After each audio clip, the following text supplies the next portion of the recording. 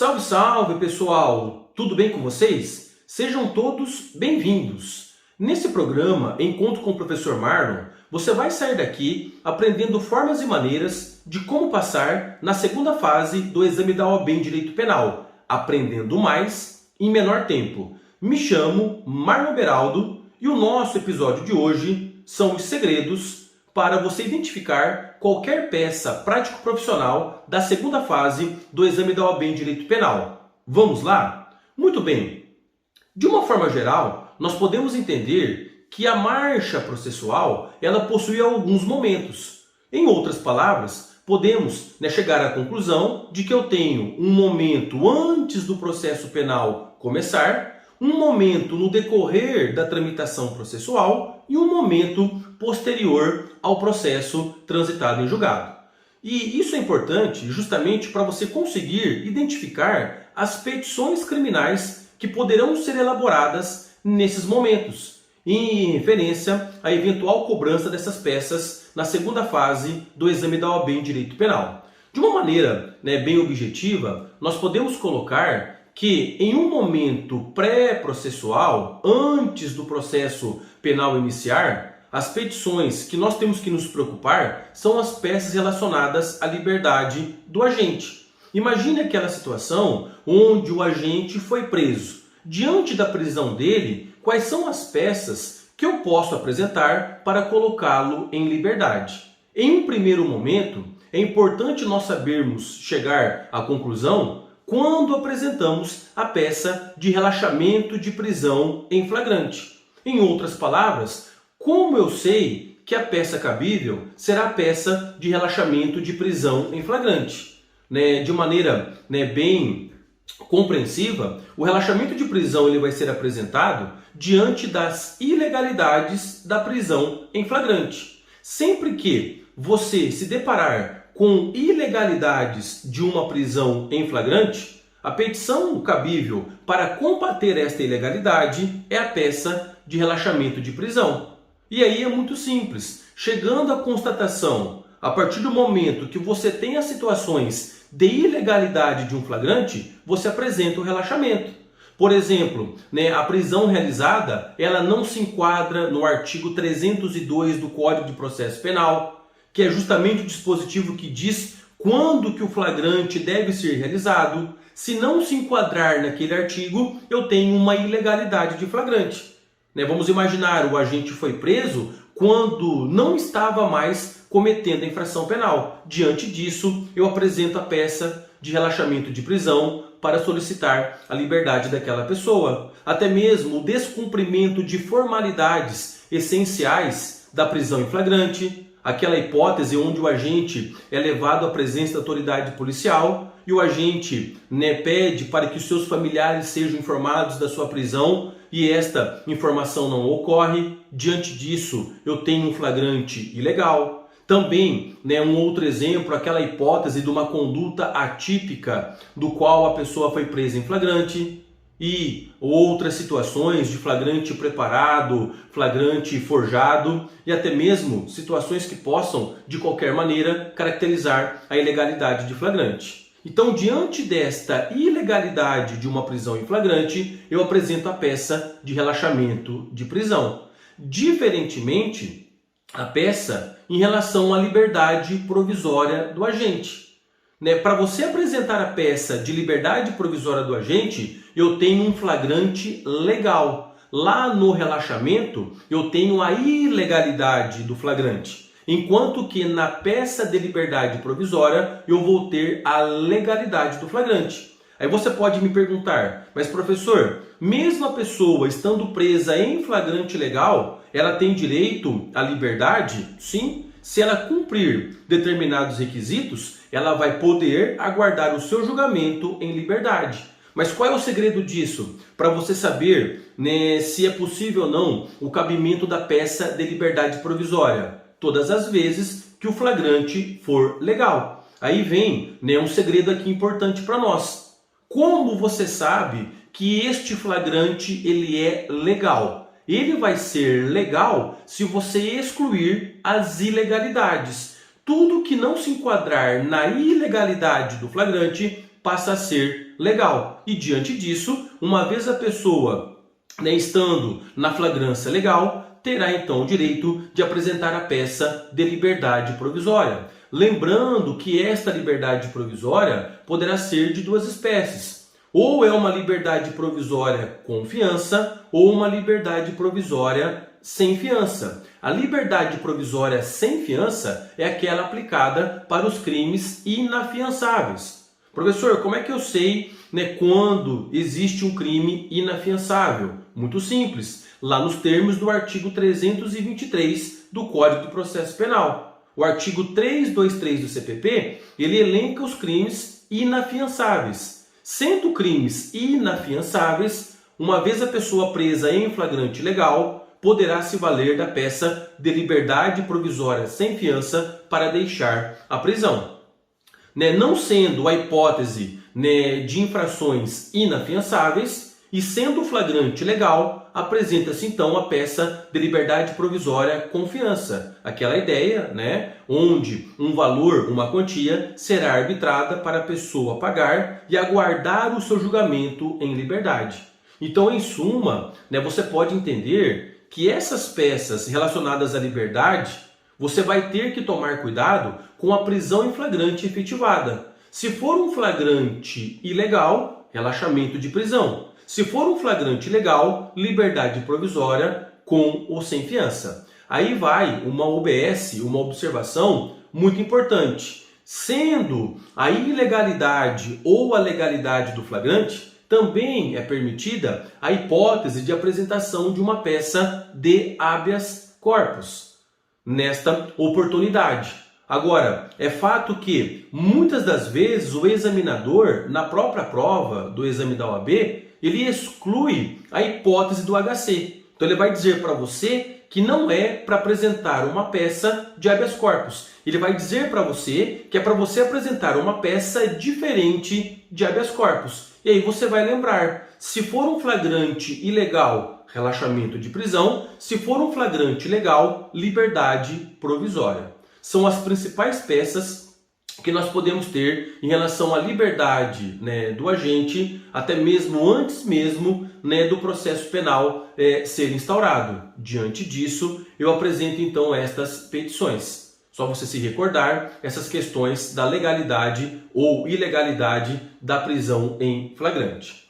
Caminhando um pouquinho mais à frente, até mesmo antes do processo penal ser instaurado, eu também posso pensar em outras peças. Em um primeiro momento, para que eu peça a instauração deste processo penal, excluindo a hipótese do processo penal público, que é aquele processo instaurado por pedido do Ministério Público apresentando a denúncia, excluindo a hipótese da ação penal pública promovida pelo MP, se você se recorda, nós também temos a possibilidade de instaurar um processo penal por meio privado, o que nós falamos em ação penal privada. E ação penal privada nada mais é uma das formas deste processo penal ser instaurado por iniciativa da vítima da infração penal, o que tecnicamente nós chamamos de querelante. O querelante nada mais é do que a vítima ou o seu representante legal que pedem a instauração de um processo.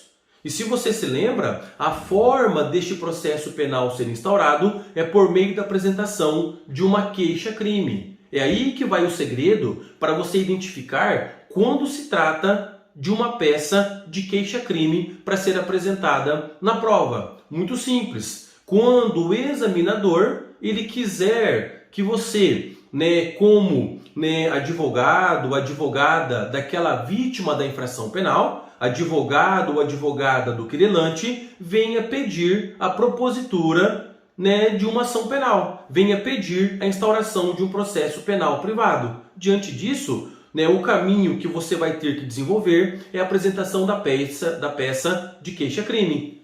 Diante disso, você vai apresentar a petição de queixa. Aí você pode perguntar, mas professor, como é que eu sei de que a petição cabível nesse caso será queixa? Como é que eu vou saber né, que o crime, para ser apurado, ele é um crime apresentado por meio de ação penal privada. Muito simples. A lei vai expressar quando aquele crime ele deve ser apurado por meio de queixa-crime. E qual é a palavra que a lei se utiliza para você chegar a esta constatação? Ela se utiliza da expressão queixa. Todas as vezes que você ler na legislação a expressão queixa, ela quer significar que se trata de um processo penal privado e a maneira desse processo penal privado ser instaurado é por meio da apresentação de uma queixa-crime. Um dos principais exemplos, né, de crimes que são apurados por meio de queixa-crime são os delitos contra a honra, calúnia, difamação e injúria. Lá nos termos do caput do artigo 145 do Código Penal, como regra, os crimes contra a honra, calúnia, difamação e injúria são apurados por meio de queixa-crime. E diante disso, você apresentaria peça de queixa. Então é muito simples. Uma vez que você tem uma análise, né, de um caso mencionando um crime de ação penal privada e o processo penal ainda não foi iniciado, e justamente a ideia é para que este processo venha a ser instaurado, você apresenta a peça de queixa-crime, né, com base, né, naquela informação que você vai ter, né, do caso apresentado. E diante disso, a peça cabível será a peça de queixa, que mais uma vez tem a finalidade de instaurar um processo penal privado.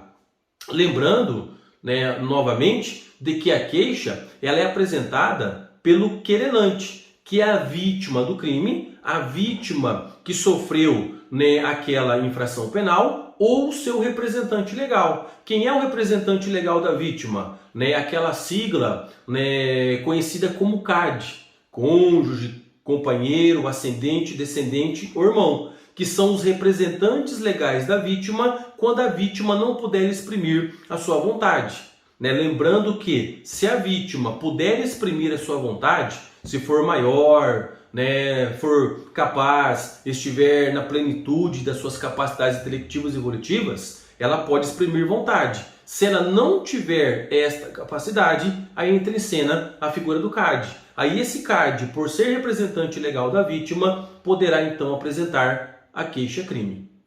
Então não tem erro. Para você identificar, né, de que o caso ele exige a apresentação de uma queixa-crime, esse caso vai trabalhar com crime de ação penal privada. Você vai saber que é crime de ação penal privada porque a lei mencionou, e você chega à conclusão de que é para instaurar o processo penal. Uma vez que eu instauro o processo penal, eu estou querendo a abertura por meio de queixa-crime. E na prova do exame da OAB, nós simulamos a condição de advogados, advogadas daquela figura do querelante para ingressar com a referida queixa.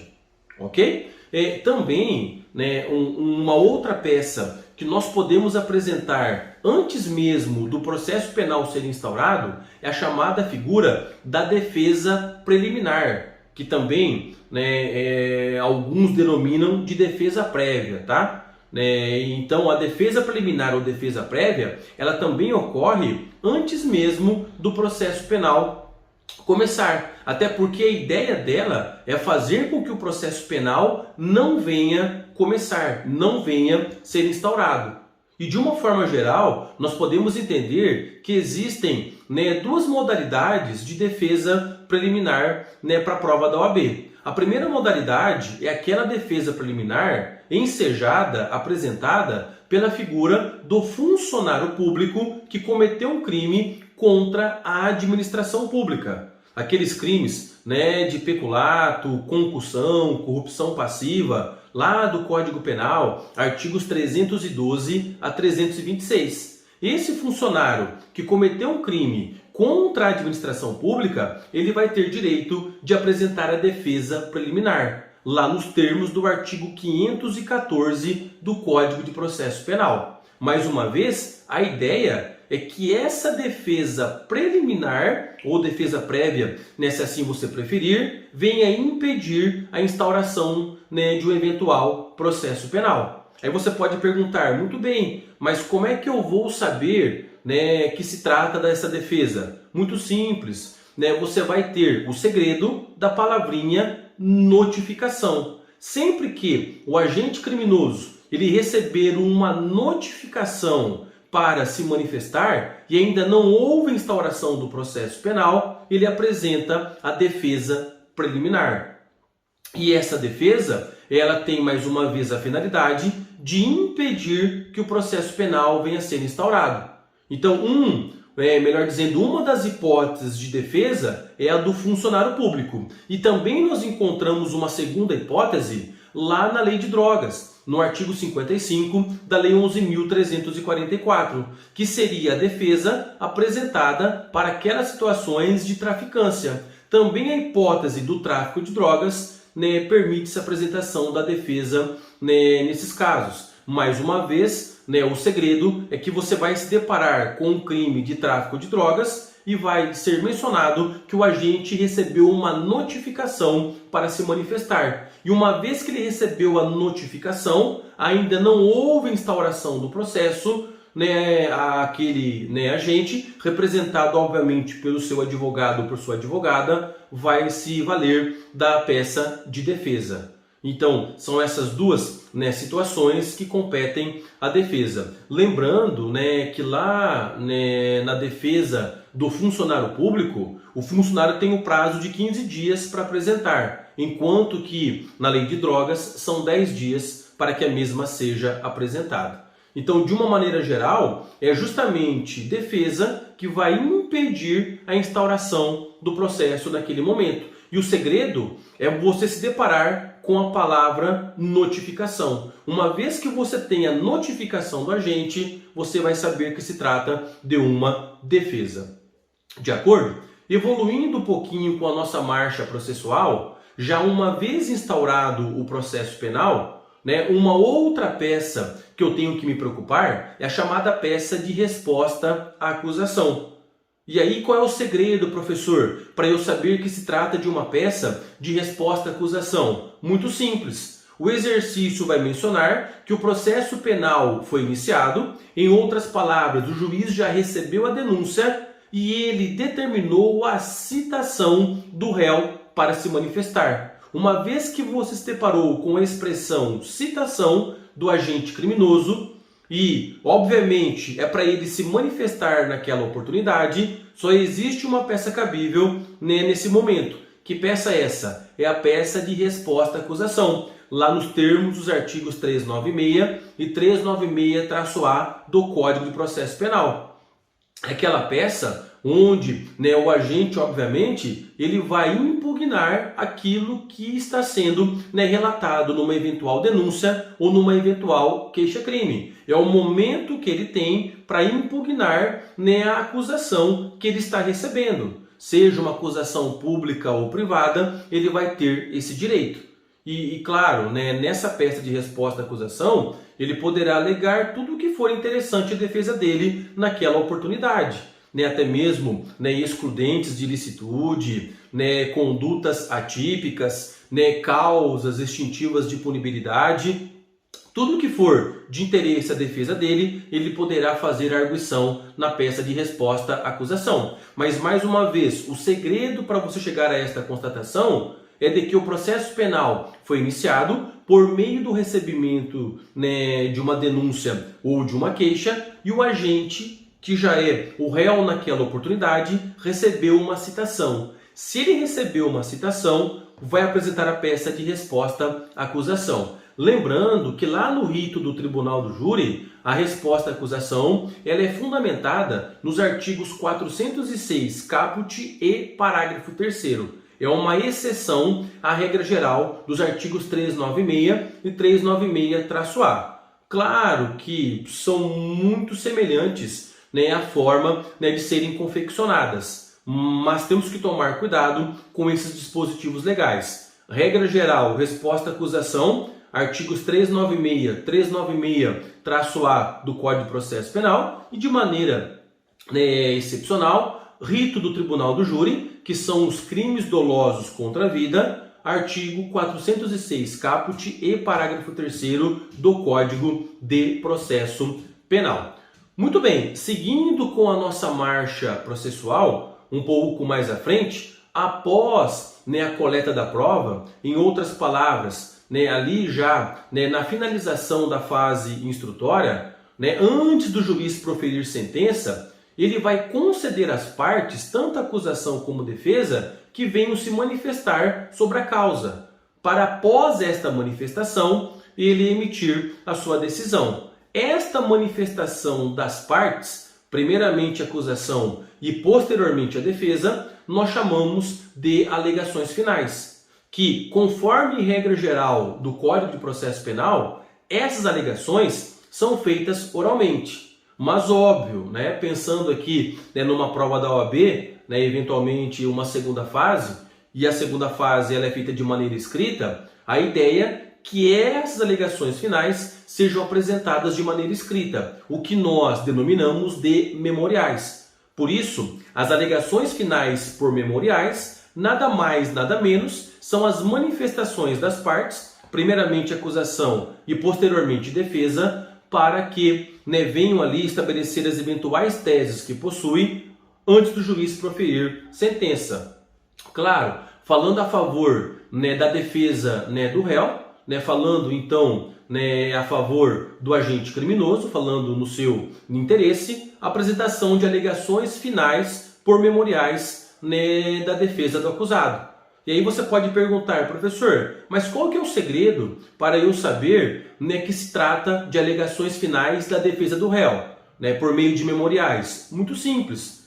O exercício, o caso, né, ele vai caminhar até o momento de que o Ministério Público ou o querelante se manifestaram nas suas alegações finais e posteriormente a audiência, posteriormente a conclusão, né, das provas, né, obviamente o juiz abriu as partes, se manifestou a acusação e agora vem a manifestação da defesa, né, para apresentar alegações finais. E essa manifestação da defesa vai vir por uma comunicação denominada intimação. O segredo é você saber que houve uma intimação da defesa para se manifestar. Posteriormente, a intimação da acusação, que já apresentou as suas alegações finais, e ainda o juiz não emitiu sentença. Então, as alegações finais de defesa estão nesse meio, né, entre a apresentação das alegações finais de acusação e antes do juiz proferir sentença. Diante disso,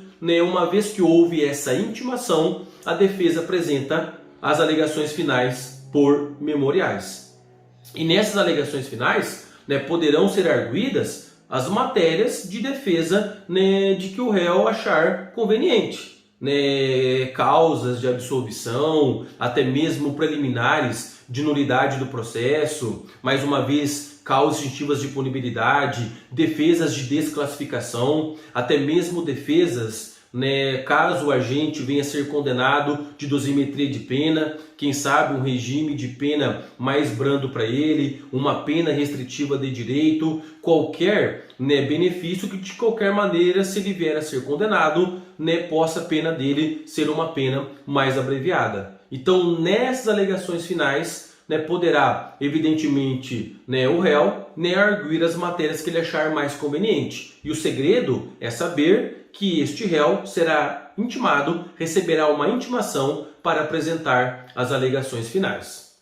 Muito bem, caminhando com a nossa marcha processual, chegamos então até a sentença. Uma vez que o juiz emite uma sentença, aí vão entrar em cena as eventuais, né, possibilidades de apresentação de recursos. Dentre os recursos que nós podemos aqui destacar, né, podemos falar no primeiro momento do recurso de apelação. Professor, como é que eu sei que cabe recurso de apelação, né, no processo penal? E eventualmente poderá ser questionado, né, numa prova da OAB em segunda fase? Muito simples. Nesse caso, né, uma vez que o juiz ele julgou a causa condenando ou absolvendo o réu, a parte que não concordar poderá se valer do recurso de apelação. Especificamente, lá no artigo 593, inciso 1º do Código de Processo Penal. Das sentenças que condenam ou absolvem o réu, caberá recurso de apelação. Geralmente, na prova do exame da OAB, é aquele exemplo onde o juiz emitiu uma sentença penal que condenou o réu, fixou a pena, inclusive daquele réu. Uma vez que a defesa recebeu uma intimação, a respeito da sentença penal condenatória é o segredo para apresentar a peça de apelação.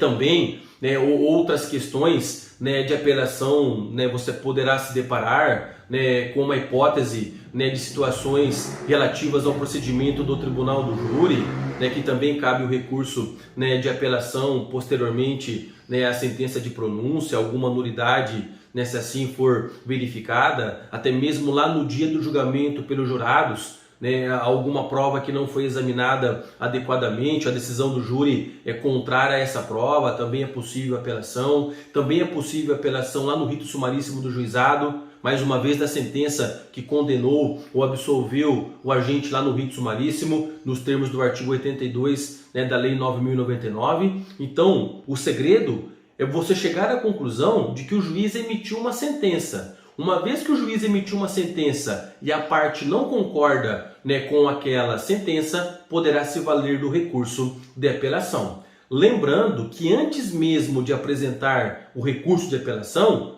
se você tiver naquela oportunidade uma decisão ambígua, contraditória, até mesmo omissa, você poderá se valer do recurso de embargos de declaração, lá nos termos do artigo 382 do Código de Processo Penal, se for obviamente embargos em primeira instância, ou nos artigos 619 e 620, também do mesmo código, se for embargos dos acordos. Mas a ideia que seja a sentença ou sejam os acordos, para você apresentar esses embargos de declaração, é que alguma omissão, ambiguidade, contradição aconteceu no caso.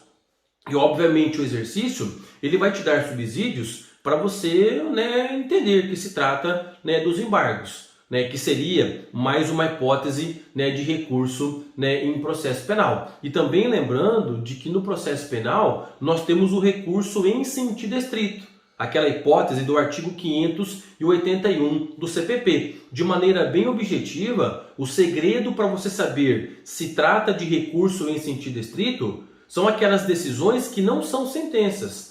Uma vez que você se depara com uma decisão que não é sentença, em outras palavras, que não está como regra resolvendo o mérito da causa, condenando ou absolvendo o réu, você poderá se valer do recurso em sentido estrito. Por exemplo, recurso em sentido estrito do artigo 581, inciso 4º do Código de Processo Penal, aquela decisão que pronunciou o réu, que levou o réu a julgamento perante o conselho de sentença. Se este réu não quer ser levado a julgamento perante o conselho de sentença, ele poderá se valer do recurso em sentido estrito, conhecido nos meios forenses como RESE, abreviatura RESE, RESE, recurso em sentido estrito, com aquela finalidade de combater a decisão de pronúncia ou qualquer outra situação que seja de uma decisão que não venha julgar o mérito, mas que venha resolver alguma fase processual, lá nos termos do artigo 581 do Código de Processo Penal. Então, diante disso, dependendo de como a decisão foi proferida, eu vou ter um recurso adequado para apresentar. Apelação, embargos da declaração, recurso em sentido estrito, até mesmo já adiantando um pouquinho, se eu chegar à conclusão de que o processo penal está na fase de execução da pena, o agente já se encontra num processo penal de execução, ele já se encontra cumprindo pena e o juiz da execução penal, ele emite uma decisão sobre a execução da pena desse agente. Se eu não concordar com a decisão que foi proferida, eu vou poder me valer do recurso de agravo em execução, lá nos termos do artigo 197 da Lei de Execuções Penais. Uma vez que eu tenho uma decisão do juiz da execução penal, eu vou apresentar o recurso de agravo. É justamente esse o segredo, para você saber que se trata do recurso de agravo em execução. Se eu tiver uma decisão do juiz da execução penal, eu apresento o recurso de agravo. Professor, como é que eu sei que é decisão do juiz da execução penal? Muito simples, porque este agente ele vai estar cumprindo pena.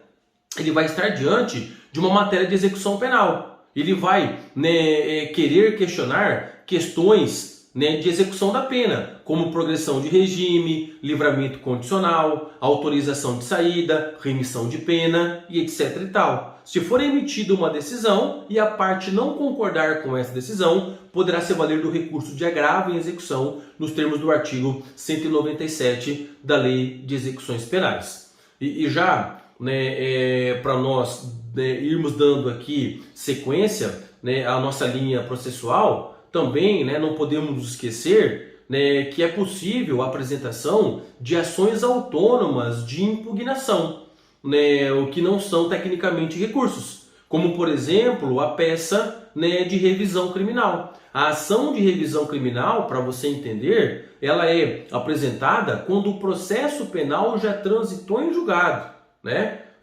diferentemente dos recursos que eu apresento ainda sem o trânsito em julgado. Obviamente, não levando em consideração, né, o agravo em execução, né, no que se refere à execução da pena, né, que já, né, ainda estamos na tramitação da execução. Mas os outros recursos aqui que nós comentamos, apelação, recurso em sentido estrito, embargos de declaração, eu apresento antes do trânsito em julgado. Até por isso o nome recurso. Mas quando eu tenho, né, uma ação de revisão criminal, a ideia dela é ser apresentada posteriormente ao trânsito julgado. Por isso que a sua natureza jurídica é uma ação de desconstituição. É uma ação que visa desconstituir, né, uma decisão já transitada em julgado. Né, em palavras mais, né, objetivas, igualmente fazendo aqui uma analogia a uma ação rescisória lá do processo civil. Claro, né, com as suas devidas, né, ressalvas, né, até porque são, né, ações que têm requisitos diferentes. Mas, obviamente, né, na revisional, né, do direito penal, a ideia é que nós vamos discutir uma decisão já transitada em julgado. Né? E aí vem o segredo muito importante. A ação de revisão criminal, ela apenas vai ser admitida em benefício, né, do agente, chamada revisão pro réu. Como assim? Eu só posso, né, rever uma sentença penal condenatória que transitou em julgado. Né? E eu tenho que fazer esta revisão sempre em benefício do agente. Por isso a sua condenação. Não teria sentido ingressar com uma revisional se esse agente não quisesse um benefício, por exemplo, já estivesse absolvido. Não teria sentido. Então a ideia da revisão, para você entender, é ser apresentada quando o agente ele possa, de qualquer maneira, obter algum benefício. Ah, ele foi condenado, transitou em julgado. Vamos rever a condenação. Ah, ele foi condenado, né, mudou a pena do crime. Vamos rever a condenação. Ah, ele foi condenado, mas o processo dele era nulo. Vamos rever a condenação. Então, sempre que você se deparar com uma decisão, né, do qual possa ser benéfica ao agente criminoso, a revisional seria, né, o caminho para isso. Repare que não é um recurso, é uma ação autônoma de impugnação, mas que tem, né, aquela finalidade, obviamente, de poder, né, rever algumas situações que já foram, né, definitivamente julgadas. Então, pessoal, né, nesse nosso encontro, a ideia principal, né, foi justamente passar aqui para vocês segredos, para vocês chegarem à conclusão de quais são as petições, né, e você vai conseguir fazer a identificação na prova quando você estiver resolvendo, né? Lembrando, né, olha, naquela oportunidade eu tenho que tomar cuidado com essa palavrinha, naquela oportunidade é importante eu compreender o momento processual, né, que eu me encontro. Então, sempre que você, né, estiver diante de um caso apresentado, para você chegar à conclusão de qual é a peça cabível, você vai ter que lembrar desses segredos que nós aqui comentamos no nosso episódio de hoje. Muito bem? Espero que, né, esse vídeo tenha sido produtivo. Nos encontramos então no nosso próximo episódio. Um abraço a todos. Valeu! Fui!